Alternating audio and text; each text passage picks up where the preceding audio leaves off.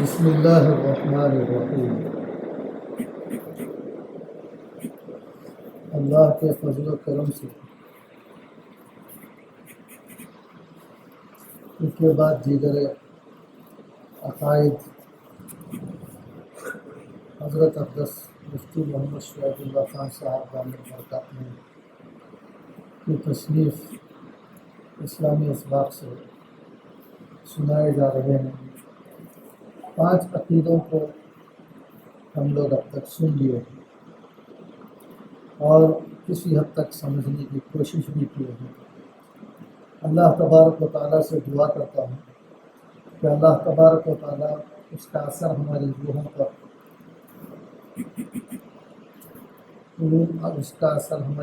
کو عطا فرمائے اور ان عقیدوں کو یاد رکھنے اور اس کے مطابق اپنی زندگیوں کو ڈھالنے کی توفیق اور ہمت عطا فرمائے۔ آج آپ کے سامنے عقیدہ نمبر 6 بیان کیا جا رہا ہے۔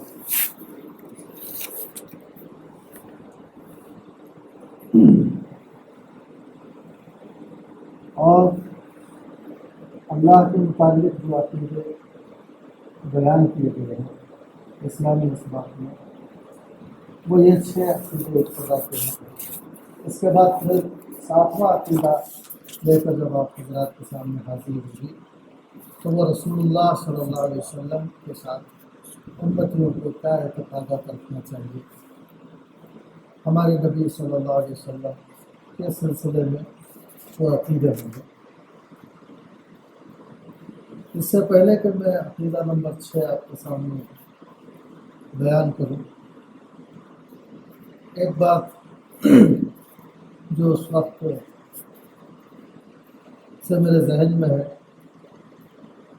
جو گزشتہ جب بات ہو رہی تھی فرمائے گا، اور اس سے انشاءاللہ یہی ثابت ہوگا کہ اللہ ہی عبادت کا مستحق ہے۔ وہ ایک ہے جس کو جو ہے ایک کے بجائے اشتراک کا، ایک کے بجائے زائد کی کسی نے مانا ہے کہ اسے یہاں سے دھوکہ لگا ہے، اور اس کے علاوہ کسی کو عبادت کا مستحق سمجھا ہے تو اسے دھوکہ لگا ہے، خواہ دنیا میں وہ سائنٹسٹ ہو، خواہ دنیا میں وہ پروفیسر ہو، خواہ دنیا میں وہ کسی بڑے جو ہے بہت کتابوں کا جو ہے اس نے بہت بڑے بڑے عقل کے دوسرے کارنامے انجام دے دیے ہیں، لیکن اگر اس نے خدا کے علاوہ کسی کو معبود مانا ہے تو خدا کی بندگی کے معاملے میں اس نے غلطی کی ہے۔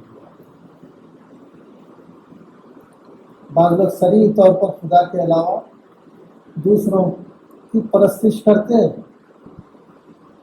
خدا کے علاوہ کسی اور کی عبادت کرتے ہیں، صاف صاف طور پر کسی بت تراش لیا اور عبادت شروع کر دی اس کی، حالانکہ دیگر کاموں میں وہ عقل مند ہوتے ہیں، وہ اچھے اسٹوڈنٹ ہوتے ہیں، اچھے پروفیسر ہوتے ہیں، بڑے ڈاکٹر ہوتے ہیں، اچھے قابل ہوتے ہیں، اچھے عقل مند قابل باپ کہلاتے ہیں، محلے میں ان کی ویلیو ہوتی ہے، لیکن اس معاملے میں آ کر ان کو تحقیق نہیں ہے کہ ایک انسان بندہ ہونے کے اعتبار سے کس کی عبادت کرنا چاہیے۔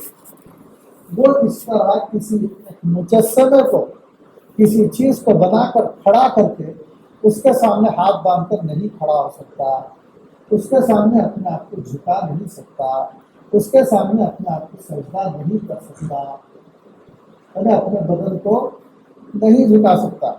ہاتھ باندھ کر تعظیم کے لیے اگر کھڑے ہونا ہے ساری چیزوں سے یکسو ہو کر، تو وہ اللہ کا دربار ہے۔ اللہ کے سامنے ایک بندے کو کھڑا رہنا چاہیے، اور یہی سچائی ہے، یہی حقیقت ہے، اور اللہ اس کا مستحق ہے۔ اللہ کے علاوہ کوئی اس بات کا مستحق نہیں ہے کہ اس کے سامنے ساری چیزوں سے یکسو ہو کر ہاتھ باندھ کر اس کے سامنے کھڑا ہوا جائے۔ ایسا نہیں کرنا چاہیے۔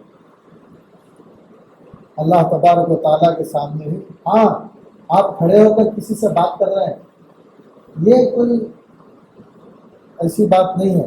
آپ کھڑے ہو کر کسی سے بات کر رہے ہیں، کوئی آئے آپ کھڑے ہو گئے، لیکن تعظیم کے ساتھ کھڑے ہونا، یہ بھی اس سے بھی اثر ہو سکتا ہے۔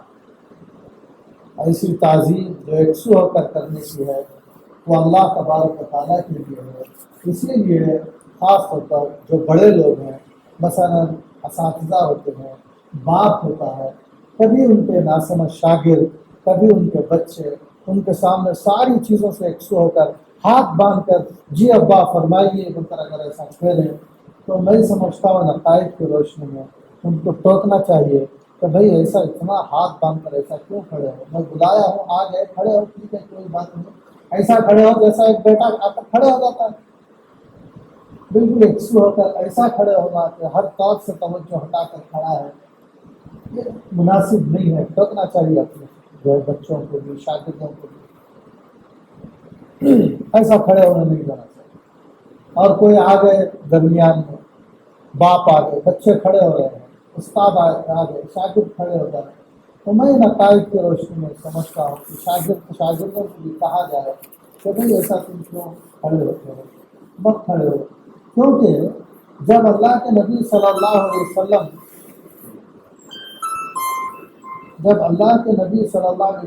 کے سامنے یہ کہا گیا کہ بعض لوگ اپنے سرداروں کی تعظیم میں سجدہ کرتے ہیں، اور وہ سجدہ تعظیمی تھا، سجدہ عبادت نہیں تھا، تعظیم کے طور پر سجدہ کرتے ہیں. لہٰذا اللہ کے رسول صلی اللہ علیہ وسلم وہ سرداروں سے بڑھ کر، ان بادشاہوں سے بڑھ کر آپ ہمارے لیے ہیں. اور صحابہ کے لیے حضور صلی اللہ علیہ وسلم کی خصوصیات ہے وہ آگے آئے گا. کل ابھی تو اس کے بعد شروع ہوگا نا اللہ کے نبی صلی اللہ علیہ وسلم کے بارے میں، یہ آپ کو اندازہ ہے. تو اس بات کی طرح حضور صلی اللہ علیہ وسلم کو زیادہ مستحق سمجھتے تھے، تو انہوں نے آ کر کہا تو اللہ کے نبی صلی اللہ علیہ وسلم کو تعظیمی سجدے سے منع کیا.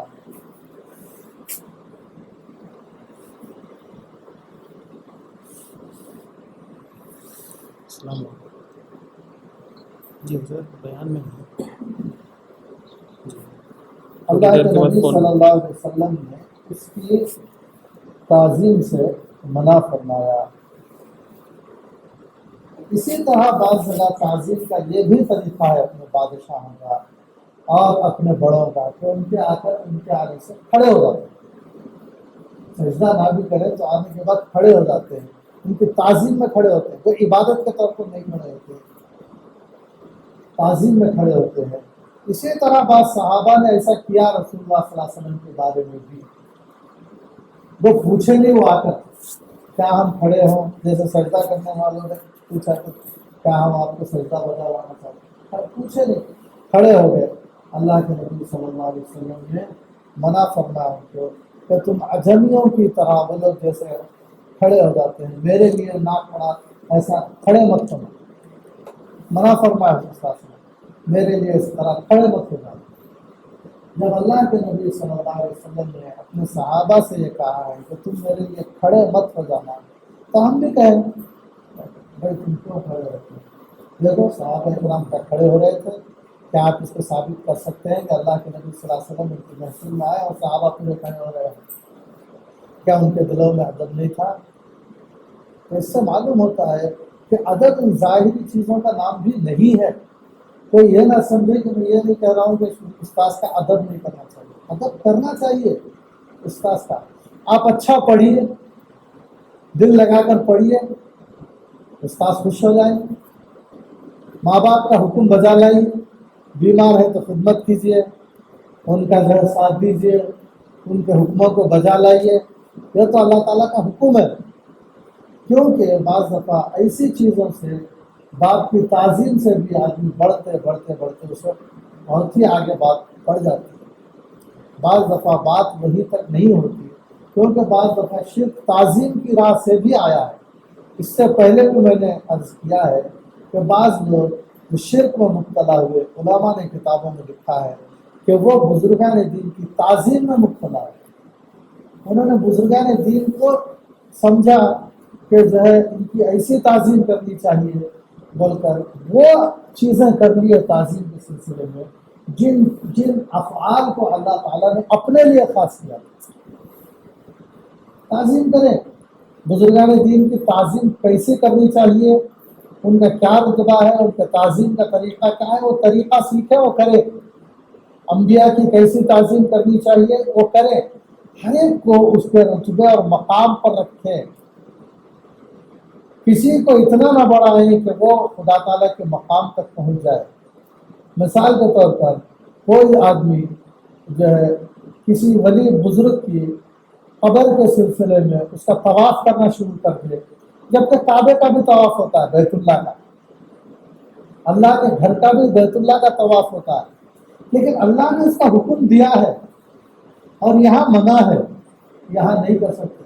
وہ تعظیم اللہ کے دربار کے ساتھ خاص ہے اور کعبۃ اللہ کے ساتھ خاص ہے، لہٰذا کوئی وہ تعظیم یہاں بھی کرے اور وہاں اللہ تعالیٰ اس کے گناہوں کو معاف فرماتے ہیں، اس کا قرب عطا کرتے ہیں اسے، کعبے کا طواف کرنے والے۔ اور کوئی یہ سمجھے کہ یہاں سے بھی مجھے ان بزرگ کا قرب حاصل ہوگا، ان بزرگ کو خوشی ہوگی کہ میں ان کی مزار کا طواف کروں یا میں ان کو سجدہ تعظیمی بجا لاؤں ان کے مزار پر، ان کو خوشی ہوگی۔ اگر ایسا سوچ کر تعظیم بجا لاتا ہے تو یہ تعظیم نہیں ہوگی، بلکہ یہ سجدہ، کیونکہ اللہ کے ساتھ یہ فعل خاص تھا، کسی انسان کو کرنے کی وجہ سے گویا کہ اس نے اپنے عمل سے یہ بتایا کہ میرے نزدیک یہ انسان بھی خدا کے برابر ہے، لہٰذا ایسا نہیں کرنا چاہیے۔ تفصیلات آپ حضرات فکر آخرت کے طور پر اپنی قبر میں جانا ہے ہر آدمی کو، اور اپنا ذہن صحیح و سیدھا لے کر جانا ہے، یہ چیزیں تفصیل کے ساتھ دیکھ لیں۔ کیوں؟ اللہ تبارک و تعالیٰ ہی گناہوں کو معاف فرمانے والے ہیں، اس کے علاوہ کوئی معبود نہیں ہے، اسی کے ساتھ عبادت ہے، خواہ کسی طرح کی بھی کوئی عبادت کی۔ تو ایسی چیزوں سے احتیاط کریں، یہ اللہ تبارک و تعالیٰ کے ساتھ خاص ہے۔ قیام کرنا، رکوع کرنا، سجدہ کرنا، دعا مانگنا، اللہ سے لگ لپٹ کر اللہ سے کہنا اے اللہ میری جو ہے صحت بہت خراب ہے، طبیعت خراب ہے، آپ مجھے صحت عطا فرمائیں، یہ دعا کرتے ہیں۔ دعا بھی کیا ہے؟ اللہ سے کی جاتی ہے۔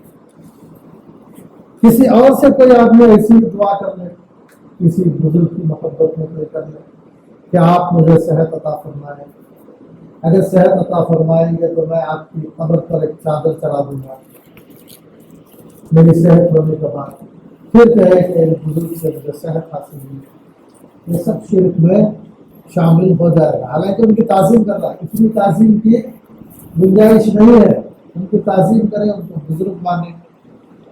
آگے باتیں آئیں کہ میں تفصیل نہیں کرتا، لیکن اس عقیدے کے متعلق اتنی بات کہنا ضروری ہے، کوئی سنجیدگی سے اس کی تحقیق کر لینا تو کر لیں اپنے طور سے۔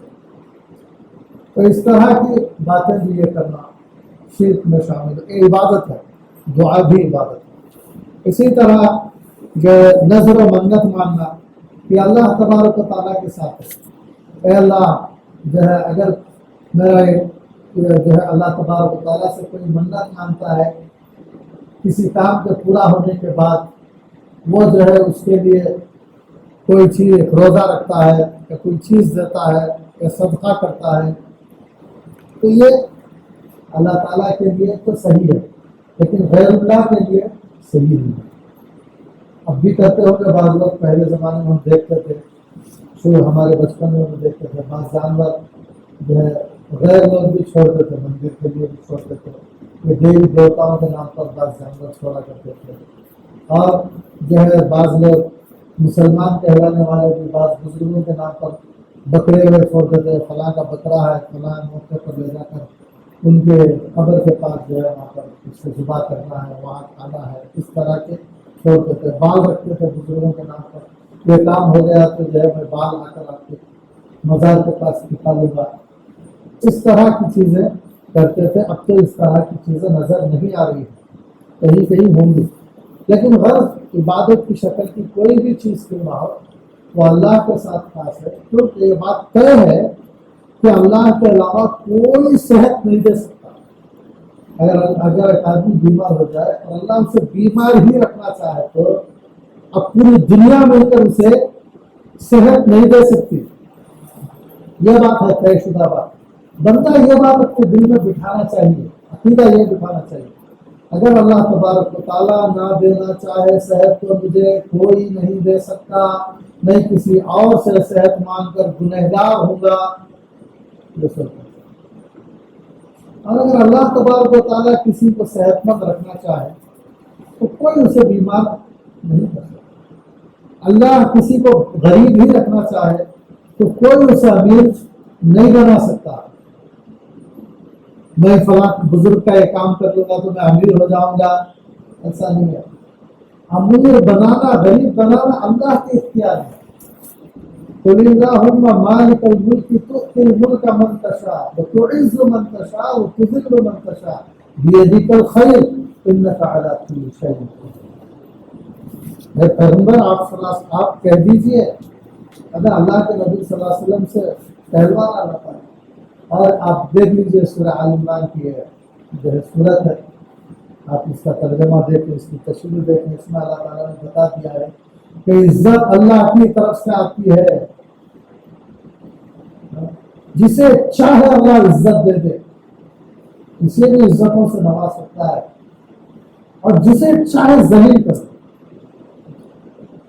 اگر کسی کو ذلیل کرنا چاہے تو کوئی عزت نہیں دے سکتا، اللہ کسی کو عزت دینا چاہے تو کوئی اسے ذلیل نہیں کر سکتا۔ اللہ کسی کو بادشاہ دینا چاہے تو کوئی اسے بادشاہ سے چھین نہیں سکتا۔ اللہ جسے کسی سے بادشاہ چھیننا چاہے، اپنا ملک چھین لینا چاہے تو کوئی اسے ملک لوٹا نہیں سکتا۔ اللہ کے ہاتھ میں ہے سب کچھ، انک علی کل شیء قدیر، وہی ہے سب کچھ۔ یہ بات ہونا چاہیے، یہ ذہن میں ہونا چاہیے۔ وہی ہے جسے مردے سے زندے کو نکالا، مردہ انڈے سے زندہ بچے کو نکالا، بولتے ہوگا اللہ ہے۔ یہ بولتا نہیں ہے انڈا، لیکن اس سے چھین چھین کرنے والا بچہ نکال رہا ہے، کون نکال رہا ہے؟ اللہ۔ زندے سے مردہ کو نکال رہا ہے، پر اڑنے والے پرندے سے جب وہ حاملہ ہو رہا ہے تو بے جان انڈا نکل رہا ہے۔ اڑنے والے پرندے سے بے جان انڈا کون نکالتا ہے؟ بے جان انڈے سے اڑنے والا پرندہ کون نکالتا ہے؟ اللہ تبارک و تعالیٰ ہے۔ اسی طرح ایک بیج کو دفن کر دیا گیا ہے، اس کے بیج کو شگاف سلیقے سے کون زمین میں اس بیج کو پھاڑتا ہے اور اس کے اندر سے نرم و نازک کوکل باہر نکالتا ہے؟ اللہ ہی تو ہے۔ آپ نے بیج کو رکھ دیا، اب کس نے بیج کو اس کا منہ اسے کھولا، اس کے اندر سے پتیاں نکالی، اور وہ پھر وہ چھوٹا سا پودا اتنی ساری زمین کو چیر کر باہر کیسا نکلا؟ اللہ نے اسے نکالا۔ اتنے سے دانے کے اندر سے اللہ نے اتنے بڑے پیڑ کو کیسے نکالا؟ اللہ تبارک و تعالیٰ کی قدرت ہے۔ کوئی نہیں ہے جو زمین سے کچھ اگا کر بتا دے، کوئی نہیں ہے جو آسمان سے کچھ برسا کر بتا دے۔ وَأَنزَلْنَا مِنَ الْمُعْصِرَاتِ مَاءً ثَجَّاجًا لِنُخْرِجَ بِهِ حَبًّا وَنَبَاتًا۔ وہ اللہ ہی ہے۔ دیکھیے آپ سورہ نبا میں 30ویں پارے میں سورت ہے، مکمل دیکھ ڈالیے کہ موقع ہو اللہ نے اس طرح کی باتیں اس میں ذکر کیا۔ اللہ برساتا ہے پانی، آسمانوں سے کون برسا رہا ہے؟ اللہ برسا رہا ہے، برس رہا ہے پانی۔ زمینوں سے سبزہ کون اگا رہا ہے؟ اللہ اگا رہا ہے، بول رہا ہے میں اگا رہا ہوں۔ کوئی ہے جو اگا کر بتا سکے؟ کوئی نہیں ہے۔ پھر کیوں کسی سے سر کرتے ہو؟ کیوں کسی کے سامنے اپنا سر ٹکاتے ہو؟ کیوں کسی کی تعظیم کرتے ہو؟ حقوق ادا کرو، اتنا کافی ہے۔ ایک دوسرے کے حقوق ہوتے ہیں، ماں باپ کے حقوق، اساتذہ کے حقوق، اولیاء اللہ کے، اسی طرح ایک امتی کے اوپر پیغمبر کے حقوق ادا کرتے ہیں۔ حقوق ادا کیجیے۔ حقوق ادا کرنا الگ ہے، معبود بنا لینا، عبادت کرنا الگ ہے۔ کیوں اپنے جسم کو اللہ تعالیٰ نے جو ہے اپنی قربانیوں کو، ہمارے اجسام کو، وہ اللہ کے بندے ہیں، اللہ کی بندگی کے لیے ہم کسی کو معبود نہیں بنا سکتے۔ اگر کریں گے تو پھر یہ جو ہے پھر توحید کا کوئی مطلب نہیں رہے گا۔ نہیں کہ ہمارے کو سجدہ بھی کرتے ہو، نماز بھی پڑھتے ہو، ساتھ میں یہ بھی کرتے ہو، تو پھر توحید کا کوئی مطلب نہیں رہے گا۔ دنیا میں تو جو ہے مسلمان کہلائیں گے ان ساری چیزوں کے باوجود، کبھی ناسمجھی کی وجہ سے اور کبھی بحث کی وجہ سے۔ کبھی ناسمجھی میں لوگ کر لیتے ہیں، سمجھانے سے چھوڑ دیتے ہیں، بعض دفعہ بحث کرنا چاہتے ہیں کہ یہ کیسا ہے، کیا ہے، فلاں ہے، تم فلاں جماعت کے ہو، فلاں اس کے ہو. نہ ناسمجھی میں رہنے کی ضرورت ہے، نہ بحث کرنے کی ضرورت ہے. ایک بندہ بن کر کتاب و سنت کو دیکھ کر غور کرنے کی ضرورت ہے. سال لگے، 2 سال لگے، 8 سال لگے، 10 سال لگے، سارے کاموں سے یکسو ہو کر عقائد کو سمجھنے کی ضرورت ہے اگر فکر آخرت ہے تو. ہاں میں سمجھتا ہوں، بلکہ ہمارے اساتذہ سے میں نے سنا ہے یہ، اگر کوئی بندہ اچھی طرح تحقیق کرنے کے باوجود بھی اسے عقائد کے سمجھنے میں اچھی طرح پڑھنے لکھنے تحقیق کرنے کے باوجود بھی کوئی غلطی رہ جائے عقائد میں، انشاءاللہ اللہ کی ذات سے امید ہے، اللہ کی رحمت سے امید ہے کہ اللہ تعالیٰ معاف فرما دے. لیکن کوشش تو کرے کہ میں صحیح عقائد کو اختیار کروں. پھر بھی رہ جائے عقائد میں غلطی، معاف استغفار پڑھ لے. کوشش کرے اچھی نماز پڑھنے کی، پھر بھی غلطی ہو جائے، کمی رہ جا سکتی ہے، وہ معاف ہو سکتی ہے، اللہ سے کے بارگاہ میں گر گرا ہے. لیکن توجہ ہی نہ دے نماز سیکھنے کی، جیسی چاہے پڑھتا رہے. یعنی تو اپنی نماز کو بھی مکمل سمجھا رہے، بے سمجھی میں بے علمی کا یہ تو اسی طرح یہ چیزیں ہیں، اس طرح نہیں کرنا چاہیے. ایک بات درمیان میں یہ بھی عرض کرنا چاہتا ہوں یہاں پر کہ بعض دفعہ کیا ہے، یہ پرانی چیزیں ہیں، بکرا رکھنا، بال رکھنا، جو ہے جا کر وہاں پر جو ہے سجدہ کرنا، تعظیمی کسی مزار کا چکر لگانا، اس کے علاوہ بھی بعض باتیں ہمارے درمیان جو ہے موجود رہتی ہیں کہ جو عقائد ایک سچے عقیدے والے کے لیے مناسب نہیں ہے. یہ تو معاملہ اولیاء اللہ کو بڑھانے کا ہوا، بڑھا کر اللہ کے برابر کرنے کا ہوا. اور بعض باتیں جو ہمارے درمیان جو ہے اب دیکھنے میں آ رہی ہے، وہ یہ ہے کہ ان کو بڑھا کر اللہ کے رتبے پر پہنچانا نہیں ہے، بلکہ اللہ اتنی عظمتوں والا ہے، اتنی بلندیوں والا ہے. اللہ نے جو ہے ساری کائنات کو پیدا کیا، انبیاء کا خدا، اولیاء کا خدا، جس نے قرآن نازل کیا، جس نے سبزہ اگایا، جس نے برسایا، جس نے ہمیں پیدا کیا، ہمارے ماں باپ کو پیدا کیا، باپ دادا کو پیدا کیا، جو ہمیں نیند دیتا ہے، جو ہمیں بیدار کرتا ہے، جو ہمیں کھلاتا ہے، جو ہمیں پلاتا ہے، جس نے ہم کو سمجھ دی، جس نے ہم کو آنکھیں دی، جس نے ہم کو کان دیے، جس نے پکڑنے کے لیے ہاتھ دی، جس نے ہم کو زندگی دی، جس نے ننگے سے کپڑے پہنایا، سب کچھ دیا. لیکن اتنے بلند و بالا خدا کو آج ہم نے گھٹا دیا. ان کو بڑھانا بھی ٹھیک نہیں ہے. میں سمجھتا ہوں جو ہم نے جو حرکت کی رکھی ہے نا، جو اتنے بلند و بالا خدا کو گھٹا دیا ہے، یہ بھی کہاں کا انصاف ہے، یہ کہاں کی دانائی ہے، کہاں کی سمجھداری ہے. کاروبار کے سلسلے میں اللہ تعالیٰ کا ایک حکم ہے، اس طرح کاروبار کرو، اللہ نے احکام جاری کیے، لیکن ہم جو ہے اپنے دماغ میں کیسا آتا ویسا کرتے ہیں. تو اپنے دماغ کو، اپنے آپ کو ہم نے بڑھایا کہ نہیں؟ ہاں، خدا تعالیٰ نے حکم دیا نا باقاعدہ، کیسا ہی کرو، ایسا ہی کرو. ہم اپنے دماغ لگاتے ہیں، ہمارا دماغ کیا کہتا ہے، ہمارا دل کہتا ہے. اور بعض اوقات یہ کہتے ہیں اللہ کا ایک حکم سامنے آتا ہے، دیکھ بھائی یہ حکم ہے اللہ کا، تو اللہ کا بندہ ہے نا، اللہ کا یہ حکم ہے. سماج کیا کرے، میں اس بات کروں سماج کو بڑھایا کہ نہیں؟ تو اس نے معبود کو بڑھا، سماج کو بڑھایا، اور جو کلچر چل رہا ہے اس کو اختیار کیا. بھلے اللہ کا کوئی حکم مر جائے، آپ غور کر کے دیکھیے، مثالیں مل جائیں گی. میں کیا تفسیر کروں، آپ سمجھدار لوگ ہیں، آپ سوچیے. اور اس وقت کو دیکھیے، ایک موقع پر جو ہے مجھے دعوت میں جانا تھا. میں عشاء کی نماز پڑھ چکا تھا. میری عادت نہیں ہے لنگی پر مسجد میں جانے کی، اس دن میں چلا گیا، ورنہ میں پیجامہ اس کے ساتھ ہی جاتا ہوں. اس دن میں لنگی پر چلا گیا. اس کے بعد وہ موقع آ گیا دعوت میں جانے کا. میرے بعد ساتھ میں بھی کوئی احباب تھے، انہوں نے مجھ سے کہا کہ چلیے دعوت میں، میں بھی ساتھ میں چل گیا. تو وہ لوگ مجھ سے کہنے لگے کہ آپ شریک نہیں.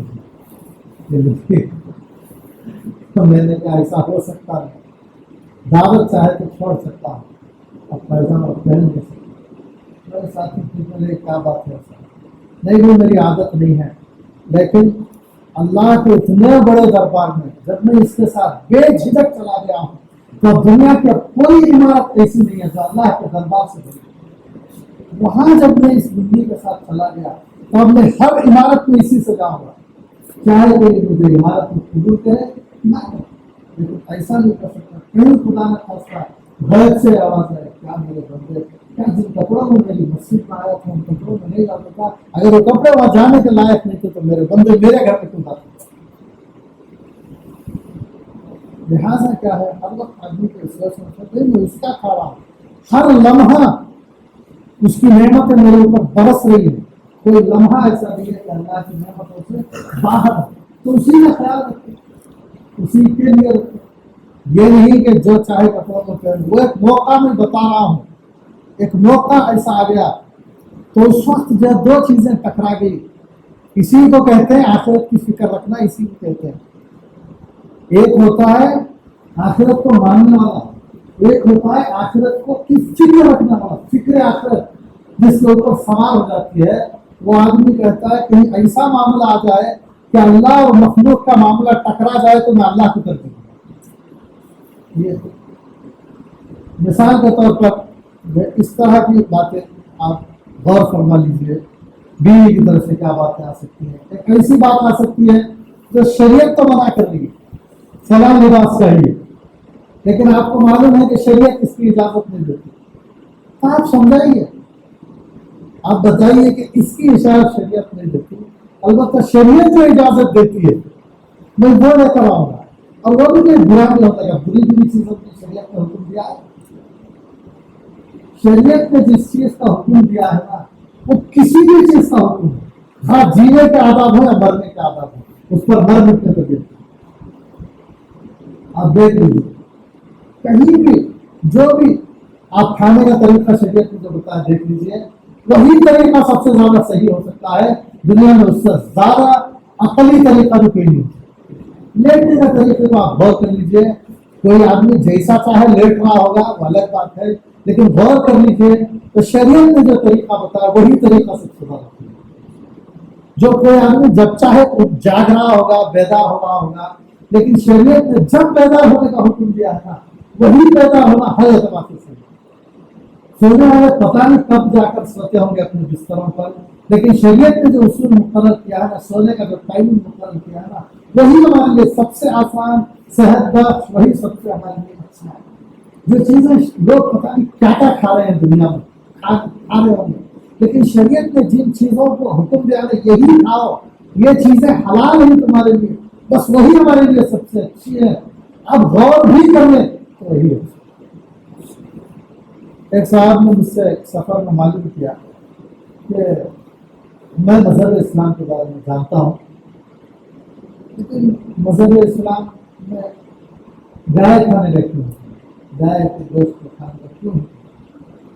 وہ کسی بھی جو ہے پڑھے لکھے گریجویٹ آدمی تھے، پڑھنے پڑھانے سے ہی تعلق رکھنے والے تھے۔ میں نے ان سے کہا کہ گائے کا ہی مسئلہ ایک نہیں ہے، میں آپ کو ایک مشورہ دیتا ہوں کہ آپ کیا کیا اسلام کھانے کے لیے کہتا ہے وہ ساری چیزوں کی آپ کو سائنٹیفک طریقے سے تحقیق کریں، کیا کھانے کہہ رہا ہے، وہ آپ کے بدن پر کیا افیکٹ ڈالتے ہیں دیکھ لیجیے، اور شریعت نے جس کو حرام قرار دیا ہے، یہ جانور حرام، یہ جانور حرام، یہ چیز حرام، اس کو آپ ریسرچ کیجیے، پھر آپ کو پتہ چلے گا کہ کس قدر بلند ہے یہ مذہب اور اس کے اصول کتنے بلند ہیں۔ بے سوچے سمجھے کوئی بات کہہ دینا کہ ٹھیک نہیں ہے، غور و فکر کے بات کہیے۔ ایک ڈاکٹر سے میری ملاقات ہوئی ایک مرتبہ ایک ہاسپٹل میں، ان سے بات سننے کے سلسلے میں بات اسی طرح کی یہ چیز حلال ہے، یہ چیز حرام ہے کی بات ہوگی۔ میں نے ان سے کہا کہ دیکھیے میں اصول بتاتا ہوں آپ کو کہ شہری آپ ایک ڈاکٹر ہیں، دیکھیے شراب کی حرمت بیان کرتا ہے اسلام اور شہد کا فضائل بیان کرتا ہے، آپ دونوں چیزوں کو سامنے رکھ کر آپ دیکھ لیجیے کہ شہد کیا اثر ڈالتا ہے صحت پر، شراب کیا اثر ڈالتا ہے۔ شریعت نے کہا ڈاکٹر بھی یہی کہتے ہیں. خیر ڈاکٹر کہے یا نہ کہے, ایک تو دنیا کا مسئلہ ہے. بعض لوگ جو ہے نماز کو بھی ایک ہیلتھ کی چیز بتانا چاہتے ہیں, اس سے ہیلتھ اچھی ہوتی ہے. وہ رمضان کے مہینے میں بھی روزہ رہنے سے ایسا ایسا اس کا جسم پر افیکٹ پڑتا ہے, یہ بولتے ہیں. پھر رخ ادھر چلا جائے گا, صحت کے لیے میں روزہ رکھتا ہوں, صحت کے لیے صحت محفوظ ہو جائے گی. ہمیں شبہ ہے اس کا. آدمی اللہ تعالیٰ کے لیے ہی رکھتے ہیں. وجہت وجہ للذی فطر السماوات والارض حنیفا وما انا من المشرکین. اب قربانی کا دعا پڑھتے ہیں حضرت ابراہیم علیہ السلام. کیا ہے درست, ہم اپنے ہمیشہ اللہ کی طرف رکھتے ہیں, اللہ ہی کی طرف رکھتے ہیں. اللہ کے لیے کہتا ہوں, اللہ کے لیے رکتا ہوں کہنے سے. میں نے سنا ہے ہمارے اکابر سے کہ ہمارے اسلاف میں سے کوئی بیان کر رہے تھے اور بیان درمیان میں انہوں نے یکایک روک دیا. جب روکنے کا موقع نہیں تھا تو جس نے وہ بیان کا انتظام کیا تھا تو نے پوچھا, بیان تو بہت اچھا کیا آپ نے, درمیان میں فوراً آپ نے روک دیا. تو دیکھیے جیسے فکر آخرت ہوتی ہے کہاں دماغ جاتا ہے. ہم نے کہا کہ جب تک میں بیان کر رہا تھا ایک اللہ کی عبادت سمجھ کر جب کر رہا تھا, جب میں بیان جاری وہاں میں نے اپنی نیت پر غور کیا تو وہاں کچھ فرق محسوس ہونے لگا. میری نیت دوران بیان بھی اللہ کی طرف بھی اور مخلوق کی طرف بھی جانے لگی. ہاں میرا بیان تو فلاں بھی سن رہے ہیں, فلاں بھی سن رہے ہیں, ادھر میرا ذہن چل گیا بعض لوگوں کی طرف سے. تو ان کا اثر میرے اوپر ہو رہا تھا, یہ لوگ بھی سن رہے ہیں. اس کا مطلب یہ ہے کہ جب میرے اس علمی بیان کو لوگ سنیں گے تو وہ جو ہے اب پتہ نہیں میرے کتنے وہ گرگدہ ہو جائیں گے. میں نے کہا بند کر دیا. کہا کہ جو ہے جو الفاظ میں ان کے لیے نہیں بتا سکتا.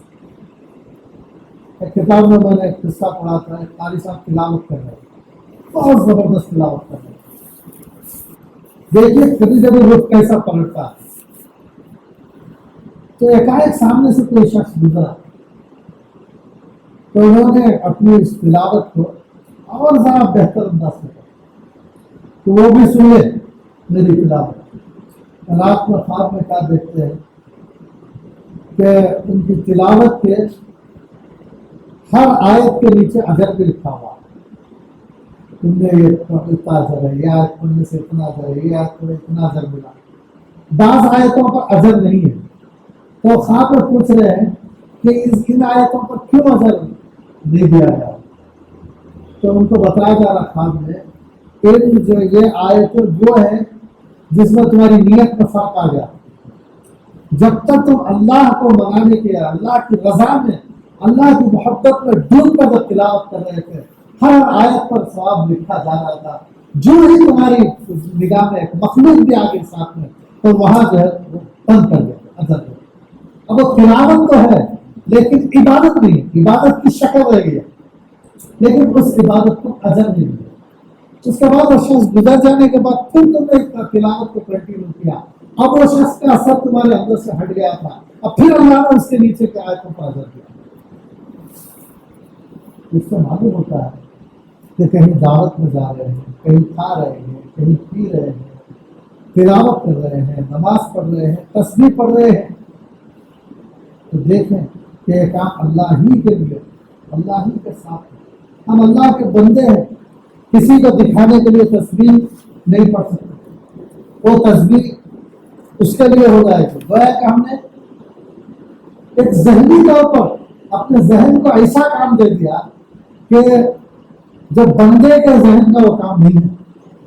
اللہ کا بندہ اگر ہوئے وہ اور اس کا دماغ اگر اللہ کو اپنا معبود بنا لیا ہے تو اس دماغ میں ایسا خیال کیوں آ رہا ہے کہ میری اس چیز سے یہ بندہ متاثر ہے. کسی کے دکھاوے کے لیے نماز بھی نہ ہو, تسبیح بھی نہ ہو, اور کسی کو دیکھ کر ان چیزوں سے رکا بھی نہ جائے. مثلا کوئی آ گئے تلاوت چھوڑ کر بھاگ رہے ہیں, ارے فلاں آ گئے, ارے اللہ کے پاس مجبور پہ آ اٹھ کر ایک مخلوق کی طرف کیا بھاگ رہے ہیں. اللہ ہمیں مجبور کر کسی کو دیکھ کر آپ کا معمول تھا مغرب کے بعد 2 سنتیں پڑھنا پھر 2 نفلیں بھی پڑھنا، کوئی آ گئے آپ نفلیں چھوڑ رہے ہیں اسے دیکھ کر چلو مل گئے، کیوں چھوڑ رہے کوئی کام؟ کسی کے دکھاوے کے لیے کوئی کام کرتے کیوں ہیں؟ کسی کے دکھاوے کے لیے کسی کام کو چھوڑتے کیوں ہیں؟ اپنے کام میں بندہ بن کر آدمی لگا رہے، کیونکہ اللہ سے جو اسے ملنے والا ہے کسی سے وہ چیز نہیں ملنے والی ہے، کوئی کہیں نہیں جانے والا ہے، کوئی جو ہے کسی سے کوئی وابستہ نہیں ہوتا ہے۔ بعض موقعوں پر کچھ اس طرح کے واقعات بزرگان دین سے بھی آتے ہیں، وہ الگ بات ہے۔ جیسے حضرت نانوتوی رحمۃ اللہ علیہ کے بارے میں لکھا ہے کہ جب کوئی آدمی ملنے آتا تھا تو اپنی تصویر پڑھ رہے ہوتے تو چھوڑ دیتے تھے، تو ان سے پوچھا گیا تو انہوں نے کہا کہ میں جو ملاقات کر رہا ہوں یعنی اللہ کا بندہ کیا مسئلہ پوچھنے کے لیے بھی آیا ہے، میں بتا دوں گا تو اللہ تعالیٰ خوش ہو جائے گا۔ مطلب کیا تھا؟ تصویر کے ذریعے بھی اللہ کو مقصود تھا، تصویر چھوڑنے میں بھی اللہ کو مقصود تھا، کسی بندے کو پکڑنے میں بھی مقصود تھا، کسی سے بات کرنے میں بھی بندے کا ہی اللہ ہی کی رضا مقصود تھی۔ جیسا کہ ہمارے اکابر میں سے کسی کا واقعہ ہے کہ وہ اپنے شاگرد کو پکڑ لیے، نہیں تو بات سے نہیں سنے گا، تیری پٹائی کرنے کے لیے۔ تو شاگرد نے کہا حضرت میں کل سنا دوں گا، مجھے معاف کر دیجیے، میری پٹائی مت کیجیے، اللہ کے لیے چھوڑ دیجیے، اللہ کے لیے چھوڑ دیجیے۔ اور استاد نے کہا پکڑا اسی کے لیے، ہم چھوڑ کیسے سکتا ہوں؟ یعنی میرا غصہ اس کی رضا کے لیے، میرا غصہ میرے جذبات سے مغلوب ہو کر نہیں ہے۔ بچہ کہہ رہا ہے، اللہ سمجھ رہا ہے، اللہ کا نام لے لے تو استاد نام پڑ جاتے ہیں، یہ اللہ کا بندہ ہے، اللہ سے ڈرنے والا انسان ہے، اللہ کے ڈرنے والے کے سامنے اللہ کا نام لیا جا رہا ہے، ایسا اللہ کے لیے چھوڑ دیجیے۔ کیوں؟ وہ سمجھ رہا ہے اللہ کو بڑا چاہتے ہیں۔ تو انہوں نے کہا کہ اللہ کے لیے کیسے چھوڑ سکتا ہوں؟ اسی کے رضا کے لیے تجھے پکڑا، تاکہ جو اللہ تعالیٰ خوش ہو کے ایک بچے کو اس طرح سے پڑھایا گیا۔ غرض یہ ہے کہ جو ہے ہم اللہ تعالیٰ کی عبادت میں کسی کو شریک نہ لے کرے، کسی اعتبار سے بھی شریک نہ کرے، خاص رکھیں اپنے سر کو، اپنے ہاتھوں کو، اپنے جو ہے رکوع کو، اپنے سجدے کو، اپنے دماغ کو بھی اللہ کے لیے خاص رکھنے کی کوشش کریں، اپنے دل کو بھی اللہ کے لیے خاص رکھنے کی کوشش کریں، اور یہ سمجھیں اور اس سے اللہ سے ڈرتے رہیں۔ بعض دفعہ کیا ہے، ہم غریبی سے اتنا ڈرتے ہیں، اللہ سے نہیں، کیا مطلب ہے؟ اللہ سے نہیں ڈرتے، یہ نہیں سوچتے یہ گناہ کر لوں گا تو اللہ تعالیٰ سے کیا ہوگا، تو مطلب کیا ہو گیا؟ ہمارا خوف ہمارے دل میں جتنا ڈر اللہ کا ہونا ہے اتنا ڈر نہیں ہے، غریبی میں وہ ڈر لے گا، اللہ کا ڈر ہونا چاہیے۔ بعض دفعہ اتنا بھروسہ مال پر ہو جاتا ہے کہ جو ہے اب یہ سمجھتے ہیں کہ اب ہم تو غریب اللہ بھی نہیں بنا سکتے، اتنے بے فکر ہو جاتے ہیں کہ اب بس میں اور میرا بچہ ہمیشہ مالدار رہنے والا۔ ایسا نہیں ہے، کبھی بھی کسی مالدار کو اللہ غریب کر سکتا ہے، مالدار ہو کر اسے شکر بجا لانا چاہیے کہ اللہ تم نے مالداری دی ہے، یہ نہیں سمجھنا چاہیے کہ میری مالداری مجھ سے نہیں جائے گی۔ کیسے سمجھ لیا اس نے؟ جبکہ کتابوں سے یہ پتا چلتا ہے کہ غریبی اللہ کی طرف سے آتی ہے، بعضوں کو غریب کرنا چاہے تو کر سکتا ہے، اسی طرح غریب نا امید نہ ہو کہ ہم امیر نہیں بن سکتے، اللہ چاہے تو بن جائیں گے، اور امیر کہیں بے فکر نہ ہو جائے کہ وہ غریب نہیں ہو، کیا معلوم کہ آپ مالدار ہیں آپ کے بچے غریب ہو جائیں، ہو سکتا ہے اللہ نے آپ کے لیے مالداری مقدر کی ہو، آپ کے بچوں کے لیے غربت مقدر کی ہو۔ اللہ جانتا ہے کس کو جو ہے غریب جو ہے بنانا ہے، کس کو امیر بنانا ہے، اور اسی طرح کس کو غریب ہی آخر تک رکھنا ہے، کسے امیر ہی آخر تک رکھنا ہے، ہم نہیں جانتے۔ اللہ یہ جانتا ہے کہ کس کے بچوں کو باپ غریب ہے لیکن کس کے بچوں کو مالدار بنانا ہے، اللہ جانتا ہے، ہم نہیں جانتے، ہم نہیں سوچ سکتے۔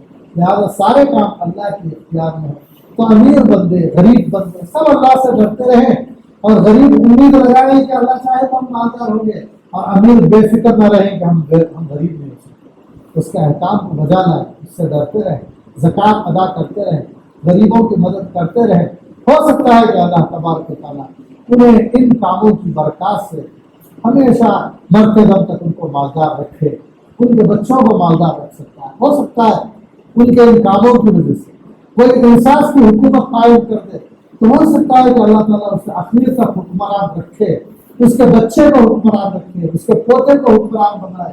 نہیں، اگر یہی کہہ رہا ہے کہ اپنی حکومت کے نشے میں چور ہو کر ظلم ڈھا رہا ہے، جو چاہے قانون بنا رہا ہے، تو جس اللہ نے حکومت دی وہ چھین بھی سکتا ہے، اسے در در کا آدمی عام رعایا بنا سکتا ہے۔ اللہ تبارک و تعالیٰ کے اختیار میں سب کچھ ہے، اسی کا ہے، اسی کی مرضی سے دن ہوتا ہے، اسی کی مرضی سے رات ہوتا ہے۔ اگر اس کی مرضی سے جس دن رات نہیں ہوتی ہے، نہیں ہوگی اس دن۔ جس دن اللہ چاہیں گے کہ آج رات نہ ہو تو اس دن رات نہیں ہوگی۔ جس دن اللہ چاہیں گے کہ یہ بندہ اپنے بستر سے نہ اٹھ سکے، اس دن بندے نہیں اٹھ سکیں گے اپنے بستر سے۔ اور جس دن اللہ چاہیں گے کہ قبروں سے بھی اٹھ جائیں تو اس دن اٹھ پائیں گے۔ یہ ہے عقیدہ۔ ایسا ذہن لے کر آدمی کو چلنا چاہیے۔ بھائی میں جو ہے سو رہا ہوں، اللہ کا نام لے کر سو رہا ہوں، اللہ نے مجھے جگایا ہے۔ اس طرح سے یہ ساری چیزیں، اس طرح اللہ کے علاوہ کسی نبی و ولی، پیر و فقیر یا بزرگ کو حاجت روا یا مشکل کشا سمجھنا بھی شرک ہے۔ بعض دفعہ یہ سب بڑوں کا ذکر ہے، اس میں ہرگز یہ نہیں سکھایا جا رہا ہے کہ نبی کو معمولی سمجھا جائے۔ یہاں چونکہ اللہ کا تذکرہ آ رہا ہے، یہ بتایا جا رہا ہے کہ نبی بھی اللہ کے بندے ہیں، ولی بھی اللہ کے بندے ہیں، وہ بڑے بندے ہیں،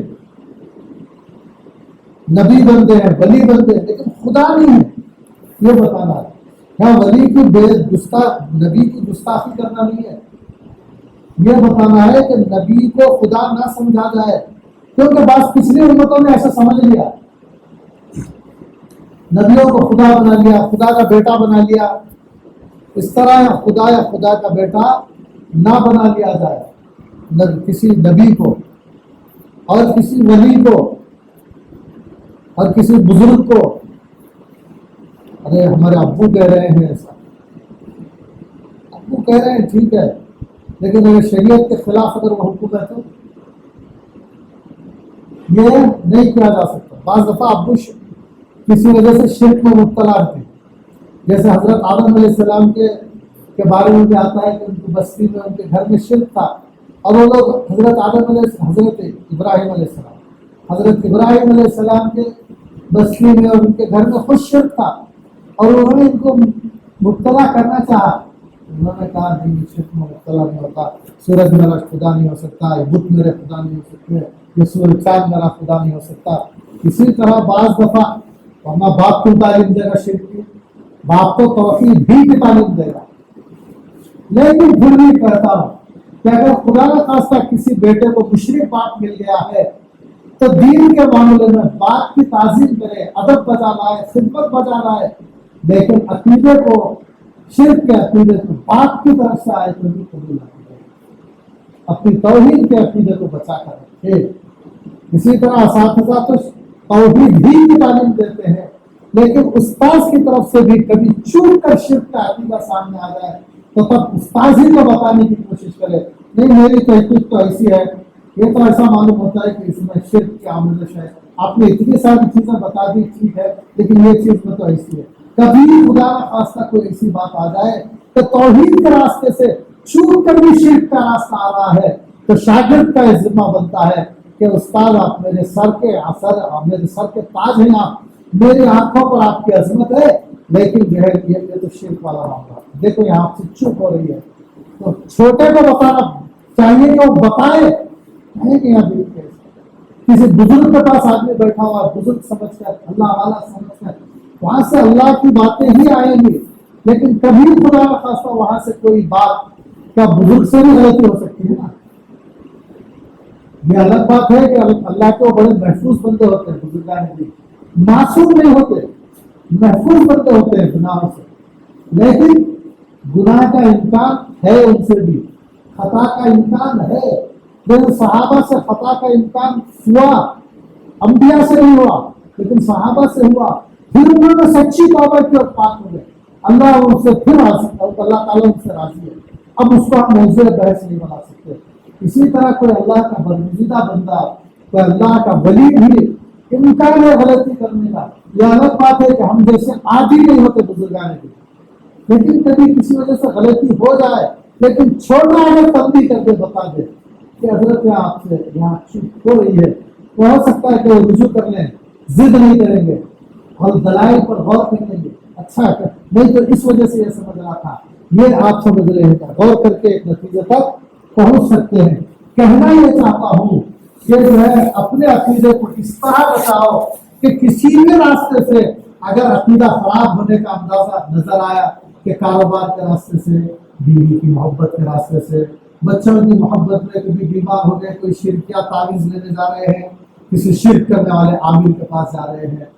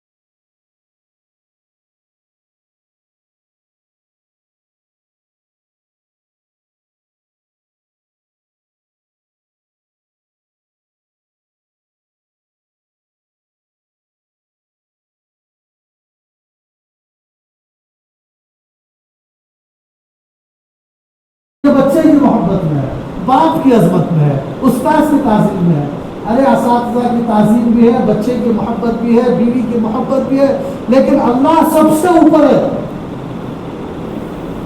ہم کسی جہالت کے راستے سے بھی نہیں، کسی اور راستے سے بھی شرک میں ہم کو مبتلا نہیں ہونا چاہیے، کسی صورت میں شرک کو گوارا نہیں کرنا چاہیے۔ شرک یا شرک کی کوئی قسم یہ آخرت میں بہت مہنگی پڑے گی۔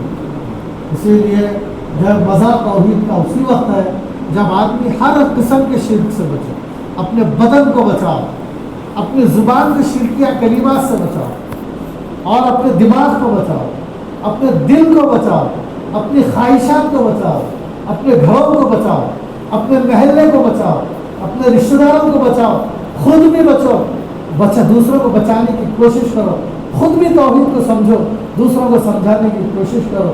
شرک بہت بڑی جو ہے بلا اور مصیبت اور محرومی کی بات ہے، اور توحید بہت بڑی نعمت ہے۔ دعا کریں اللہ تبارک و تعالیٰ ہمیں شرک کے مفاسد کو سمجھنے کی توفیق عطا فرمائے، اور شرک سے اور ہر قسم کے شرک سے، خواہ وہ اللہ کی ذات میں شرک ہو، اللہ کی صفات میں شرک ہو، اللہ تبارک و تعالیٰ ہمیں بچنے کی توفیق اور ہمت عطا، اور اللہ تبارک و تعالیٰ ہمیں کامل درجے کی توفیق عطا فرمائے، اور صحیح اور سیدھے عقائد ہمیں سمجھنے کی توفیق عطا فرمائے، اور اسی پر عمل کرنے اور اپنی آخرت کو صحیح عقیدوں پر چل کر جانے کی ہمیں توفیق اور ہمت عطا فرمائے۔ اللہ تبارک و تعالیٰ اس باعث ان مضامین کو ہمارے دماغ کا، دل کا حصہ بنا دے کہ اللہ تبارک و تعالیٰ ہی ہمیں صحت دینے والے ہیں، ہم یہی سمجھا کریں، اللہ ہمیں یہ سمجھنے کی توفیق دے، اللہ کے علاوہ ہمیں کوئی صحت نہیں دے سکتا، اللہ ہی صحت دینے والے ہیں، اور اللہ اگر بیمار رکھنا چاہے تو ہمیں کوئی صحت نہیں دے سکتا، اللہ ہمیں بیمار کرنا چاہے تو ہم صحت مند نہیں رہ سکتے، اس بات کی سمجھ ہمیں آ جائے، اللہ ہمیں مالدار بنانا چاہے تو کوئی ہمیں غریب نہیں بنا سکتا، یہ بات ہم سمجھ جائیں اور اس پر یقین کر لیں، اور اسی طرح اللہ ہمارے لیے یہ آسان فرما دے کہ اللہ تبارک و تعالیٰ ہمیں دیکھ رہا ہے، اللہ ہی ہمیں دیکھ رہا ہے، اللہ جیسا دیکھ رہا ہے ہمیں کوئی نہیں دیکھ رہا، ہمارے ماں باپ ہمیں ایسا نہیں دیکھ رہے ہیں، ہمارے اساتذہ ہمیں اتنا نہیں دیکھتے ہیں، اللہ ہمیں ہر وقت دیکھتا ہے، اور اس دیکھنے کا ہمارے دل میں ڈر پیدا ہو جائے، ہم اس کی محنت بھی کریں اور دعا بھی کریں کہ اللہ ہمیں ایسا ڈر دے جو ساری مخلوق سے بڑا ہوا ڈر ہو۔ ہم لوگوں سے حیا کرتے ہیں، اللہ سے حیا نہیں کرتے، اللہ اس غلطی کو ہماری جان سے نکال دے۔ ہم لوگوں سے حیا کرتے ہیں، اللہ سے نہیں کرتے، لوگوں کا ڈر ہمارے دل و دماغ پر چھایا ہوا ہے، اور اللہ کا ڈر ہمارے دل و دماغ پر چھایا ہوا نہیں ہے۔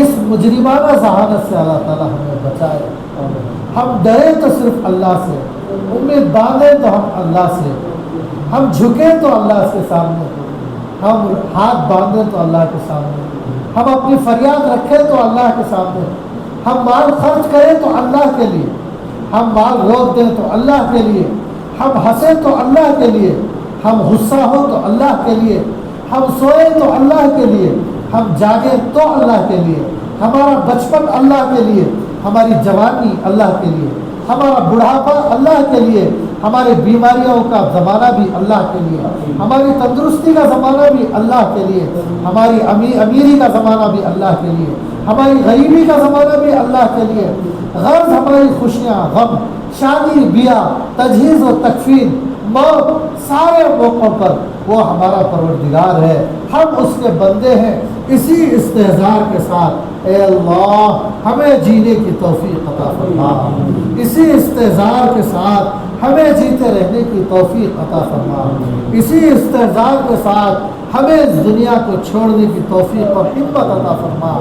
اے اللہ دنیا کے سے ختم ہونے کے بعد جو دنیا سے بڑی زندگی برزخ کی، اس سے بھی مضبوط زندگی آنے والی ہے، اس کے لیے اسی دنیا میں ہر اعتبار سے مکمل تیاری کرنے کی ہمیں توفیق عطا فرما، اور غلطیوں کو ہماری درگزر فرما۔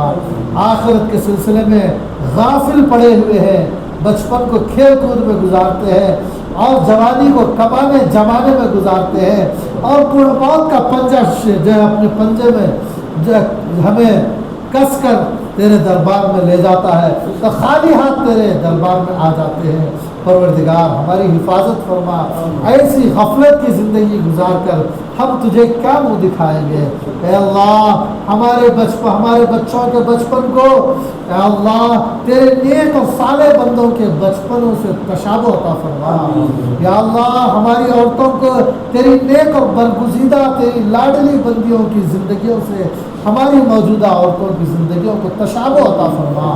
और या अल्लाह हमारी ज़िंदगियों में वो अहवाल हमें अता फरमा, वो ख़यालात हमें अता फरमा, वो अफ़आल और वो अक़वाल हमें अता फरमा जो तेरे लाडले बंदों के अक़वाल थे, जिनकी बातें तुझे पसंद आई, जिनके दिल के जज्बात पसंद आए, जिनके दिमाग के ख़यालात पसंद आए।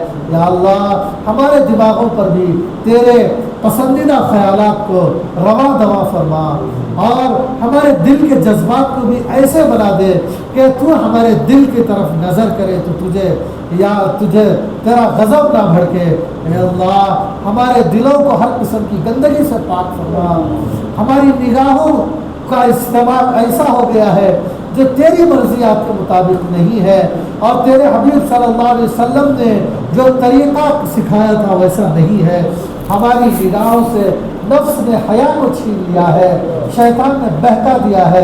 या अल्लाह हमारी निगाहों को भी तेरी बंदगी के लिए कबूल फरमा।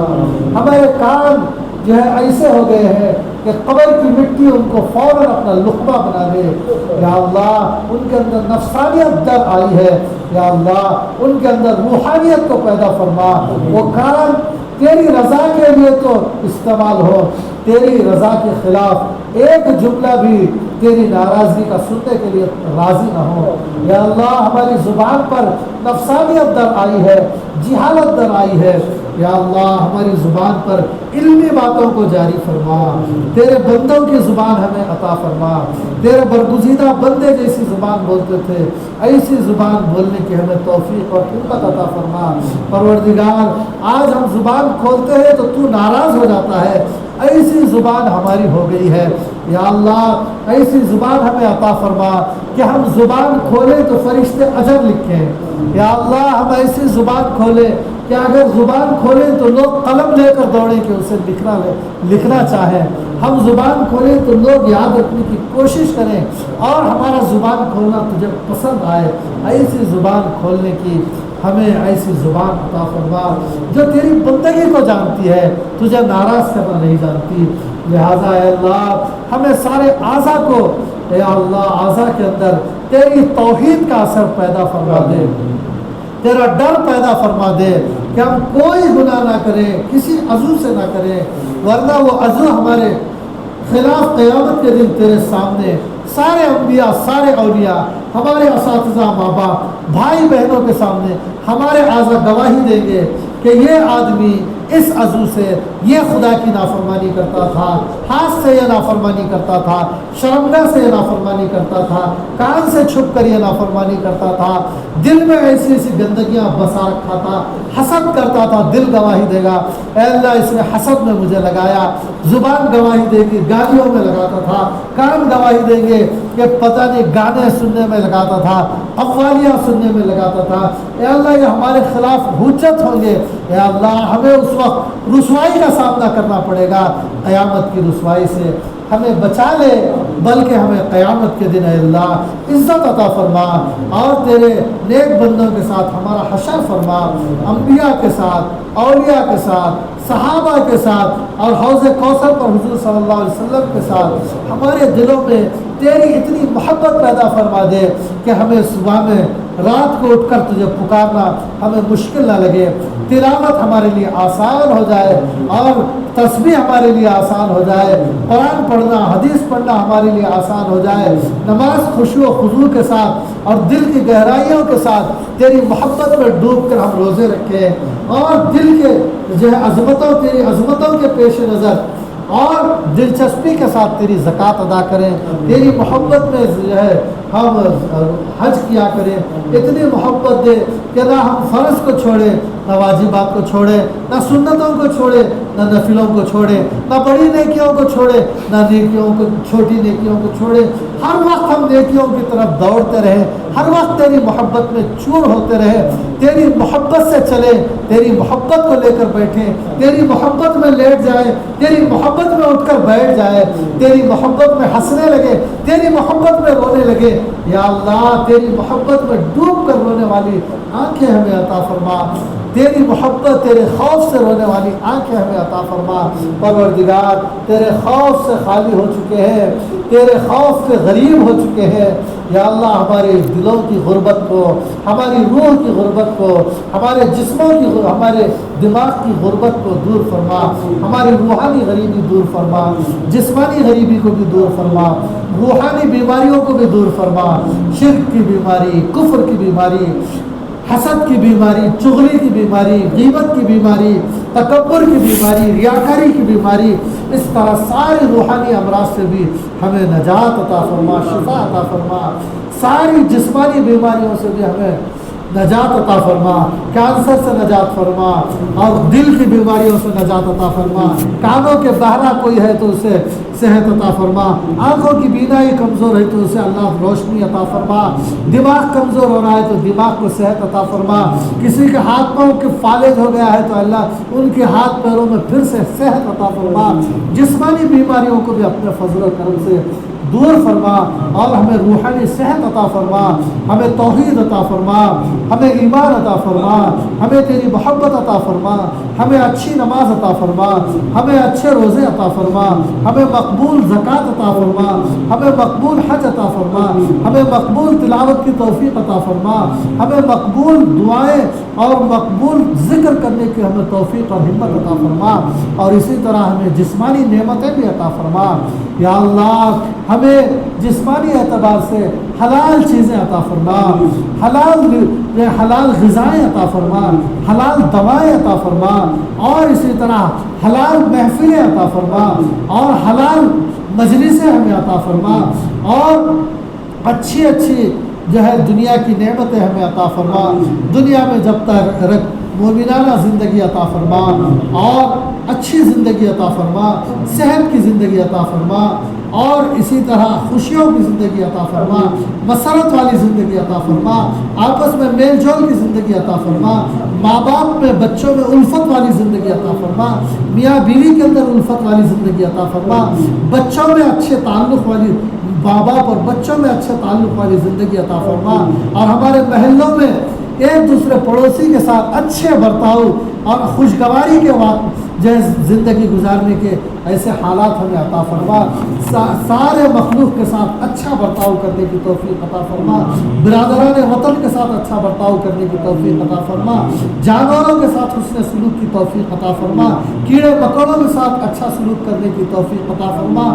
غرض اے اللہ ہمیں دین اور دنیا کی تیری پسندیدہ چیزیں عطا فرما، ہمارے روح اور جسم کو تیری پسندیدہ چیزیں عطا فرما، تیری ناپسندیدہ چیزوں سے ہماری روحوں کو، ہمارے جسموں کو، ہمارے گھروں کو، ہمارے محلوں کو، ہماری محفلوں کو، ہمارے مساجد کو، ہماری خانقاہوں کو، ہمارے بازاروں کو بچا لے.